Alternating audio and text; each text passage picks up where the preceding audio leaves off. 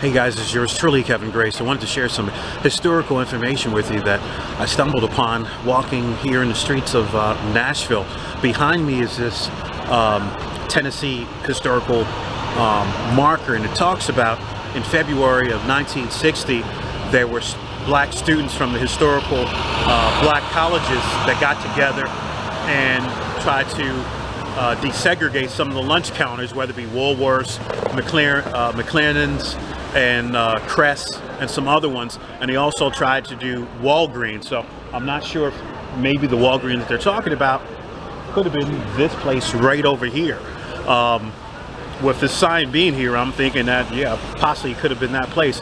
But they mentioned for several days they didn't have any negative encounters until February the 27th of 1960, when white customers threw them on the ground and kicked and spat upon them. And then the police came and then arrested those folks, the students, and charged them with disorderly conduct and loitering. And then they fined them $50, which of course is a lot of money. $50 is a lot of money now, so you can imagine at that time. The students took a stand and did not pay that fine. So they stayed in jail for 33 and a half days. Now on the other side of the sign, it mentions that they, the students and other folks, part of the civil rights movement, talked to the mayor and had intense talks, and they asked if they would desegregate the lunch counters, and they did. So May 10th, 1960, the lunch counters here and public places were desegregated. So Nashville was very progressive in doing something like that, and here in the South. So it's really good to see that, and it's just sad to see that people acted like that at that time. So it mentions also that the students continued making sure that other public facilities were desegregated as well through 1964, and of course 1964 were when a lot of the civil rights legislation kicked in. But I just wanted to share that information with you. Peace. We told the manager we were not going to tolerate it. It was a day to celebrate as dozens gathered with American Baptist College on 5th Avenue North near the old Woolworths, Cress's, and McClellan stores in downtown Nashville.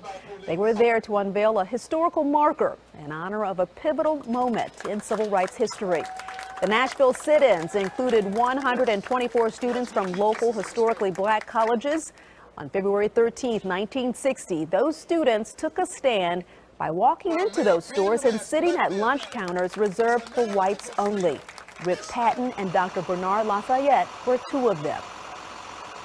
It wasn't about me, it was about the movement. And I thought more about the movement and what kind of progress we would make, and so that our parents wouldn't continue to have that mindset of, well, we've been doing this all our lives. With the power of nonviolence, we were able to transform even those who would consider themselves our enemies.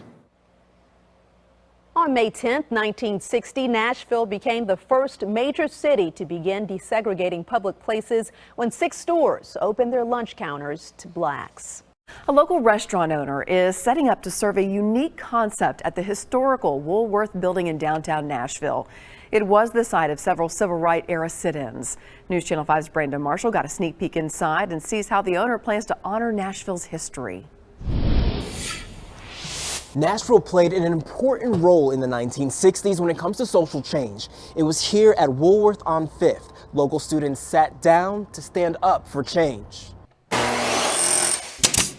After the dust settles and the workers leave, if you stand still, you can almost hear the stories of those who changed history by sitting at this lunch countertop. This is the lunch counter right here. More than 100 students from Nashville's black colleges and universities held the first sit-ins at segregated lunch counters on February 13, 1960. Congressman John Lewis took part and was among those arrested. We work as a team. Nashville-born chef Tom Morales intends to preserve history and honor participants like King Hollins with his new restaurant concept. The philosophy itself was very appealing to me because it was a method in which everyone had an opportunity to interact and understand and to benefit from the movement. They had cigarettes put out on their head. They had syrup poured on their head.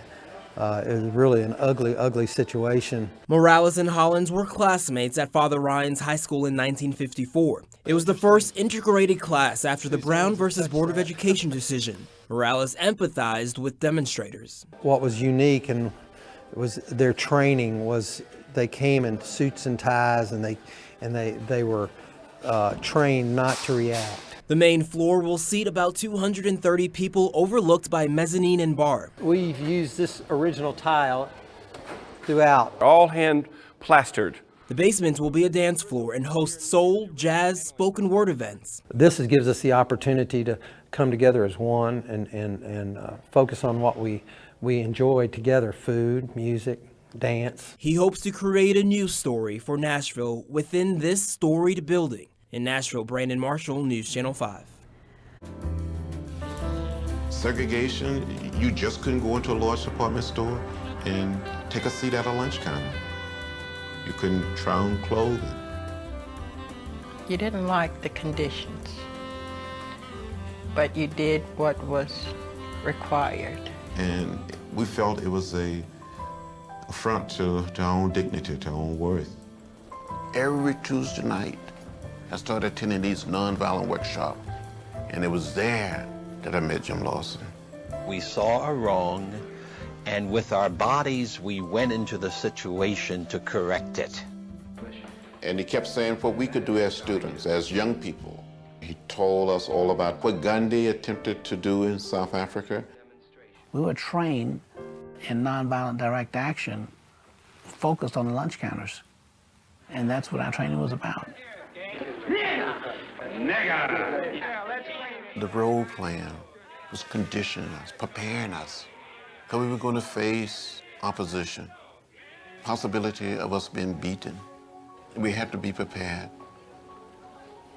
The first morning that we went downtown to participate in the sit-ins, I was assigned to go to Woolworth, and we would go in and take our seats, orderly, peaceful, reading a book, writing a paper, all day. And then we would come back the next day, waiting to be served. The white people in Nashville were stunned. I mean, they were more than stunned. Their way of life, they felt, was being disregarded. There was something deep down within me, moving me, that I could no longer be satisfied or go along with an evil system, that I had to be maladjusted to it. And in spite of all of this, I had to keep loving the people who denied me service. We knew that we were sticking our necks out to realize that you could get blind or your teeth could get knocked out. We had to make the point that sometimes you have to put yourself in harm's way. And in the process, you may stir up some violence, but you would not engage in the violence. We were attacked. People were beaten, lighted cigarettes put out down people's back, poured ketchup and hot sauce on people. The police officials came in and arrested all of us. Holding my head high, I felt so free. I felt liberated.